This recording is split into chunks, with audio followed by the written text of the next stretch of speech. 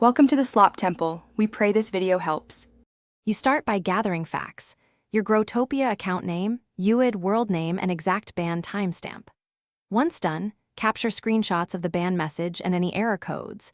Those images prove what you saw.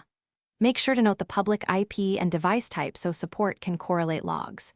Then draft a short, factual appeal explaining what you were doing without admitting rule breaking.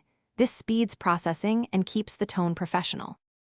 Next, submit a ticket through Growtopia's official support channel and attach your screenshots and timestamps.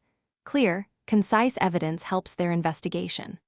While waiting, restart your router and device to ensure the ban isn't a transient network glitch, and test from the same connection to verify persistence. If the client shows corrupted files or repeated errors, reinstall or clear the app cache. This rules out client-side causes before escalating the ticket. Finally, monitor your ticket regularly and reply quickly if support asks for logs or extra screenshots. Prompt responses shorten resolution time. If your appeal is denied, ask for precise details about the violation and any rehearing or escalation steps available, then decide whether to accept or reapply with new evidence. If issues persist, consider official escalation channels. If nothing works, do not try to bypass the ban.